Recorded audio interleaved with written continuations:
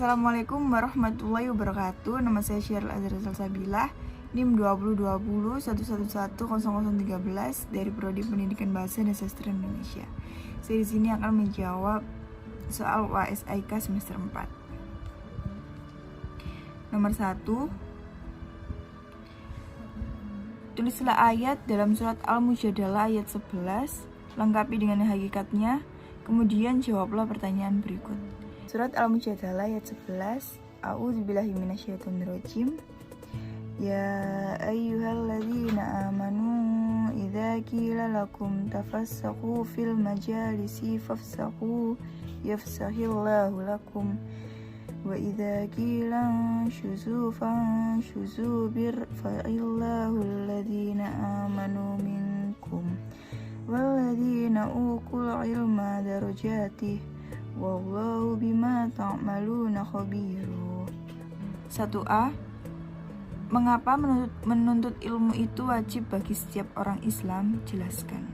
Ilmu dalam pandangan Islam adalah suatu kebutuhan yang harus diraih oleh setiap muslim, karena dari ilmu manusia dapat mengetahui hakikat kebenaran. Dan kedudukan ilmu dalam pandangan Islam menurut ulama berdasarkan Al-Quran dan hadis adalah wajib. Diriwayatkan pula dari Anas bin Malik R.A. Rasulullah bersabda, Tolabu ilm farishtotun ala kulli muslimin, yang artinya menuntut ilmu adalah kewajiban bagi setiap orang individu muslim. Lalu 1B. Apa saja keutamaan seseorang yang menuntut ilmu? Jelaskan. Keutamaan orang berilmu dan penuntut ilmu. Yang pertama, dimuliakan dan diangkat derajatnya oleh Allah sesuai dengan surat Al-Mujadalah ayat 11. Yang kedua, ilmu dapat sebagai sarana untuk mendekatkan diri dan takut kepada Allah.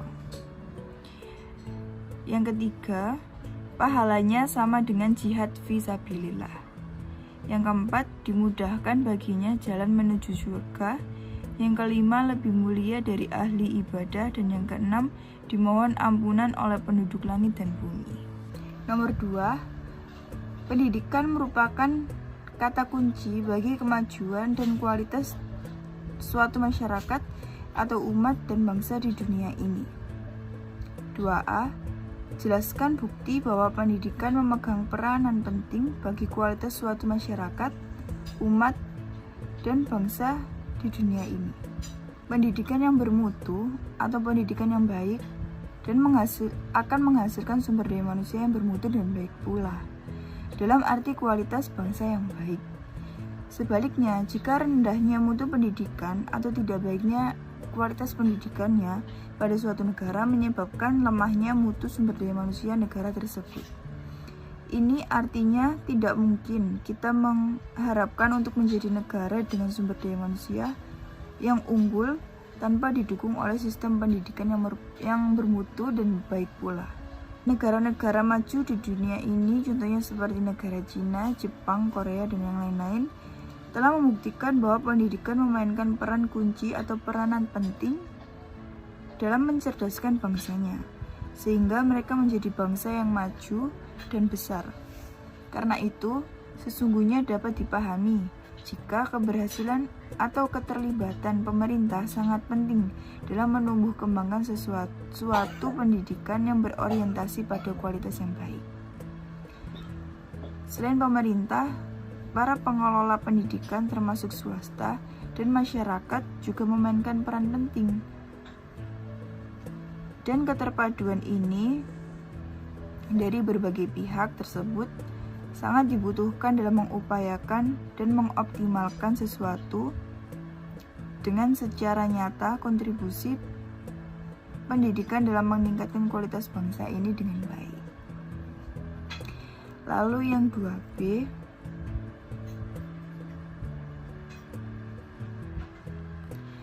apa hubungan antara pendidikan dengan upaya pembentukan karakter bagi anak bangsa di Indonesia ini?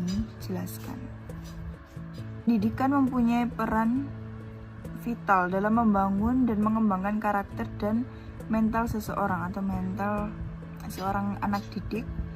Melalui pendidikan diharapkan terjadi transformasi yang mengubah watak dari tidak baik menjadi baik, serta dapat menumbuh kembangkan karakter dan mental pribadi seseorang.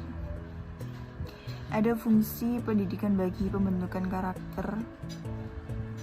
Yang pertama yaitu mengembangkan potensi dasar agar berhati baik, berpikiran baik, dan berperilaku baik. Yang kedua, memperkuat dan membangun perilaku bangsa yang multikultur. Yang ketiga, meningkatkan peradaban bangsa yang kompetitif dalam pergaulan dunia. Assalamualaikum warahmatullahi wabarakatuh.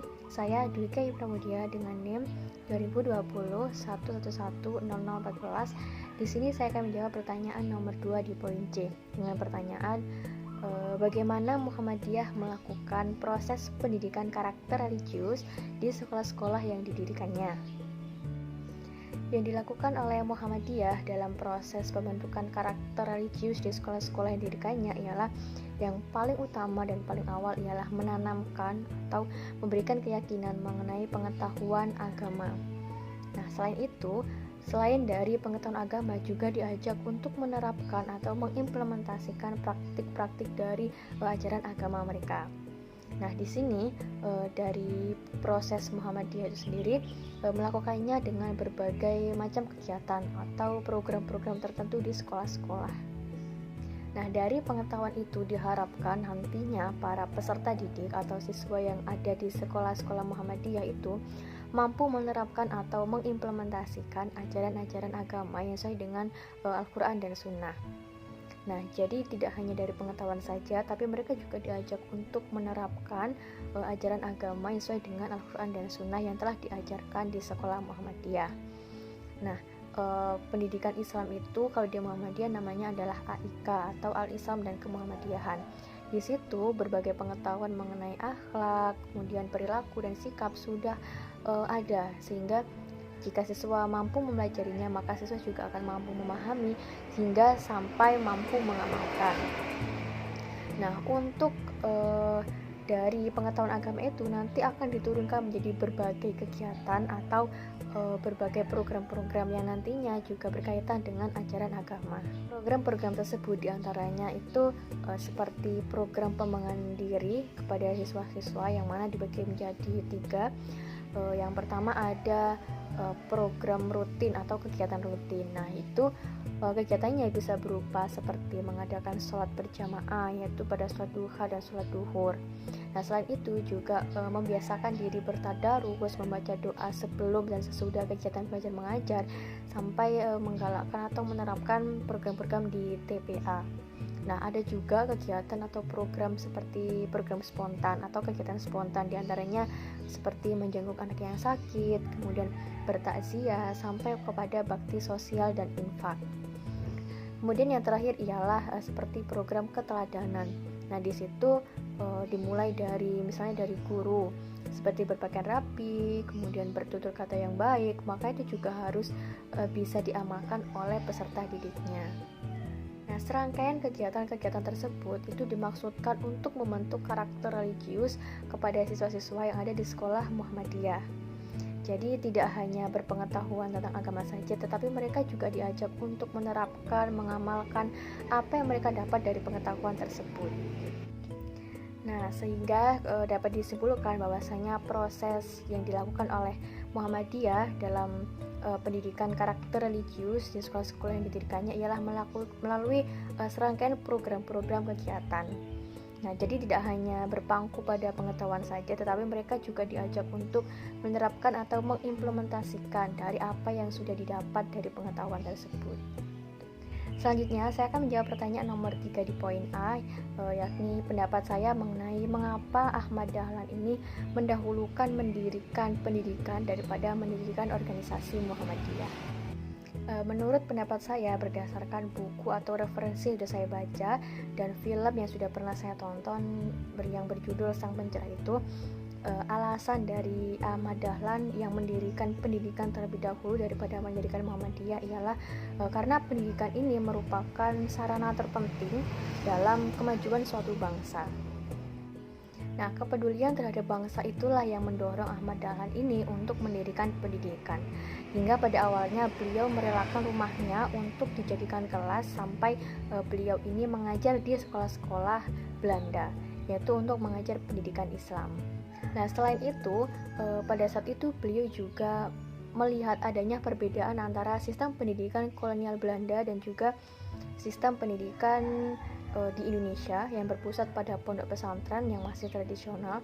Dan di situ terjadi adanya pemahaman dualisme antara sistem pendidikan yang ada di Indonesia, sehingga beliau ingin melakukan pembaharuan, yakni dengan melakukan atau mengajarkan pendidikan Islam, utamanya di sekolah yang didirikannya sampai pada sekolah-sekolah yang didirikan oleh Belanda.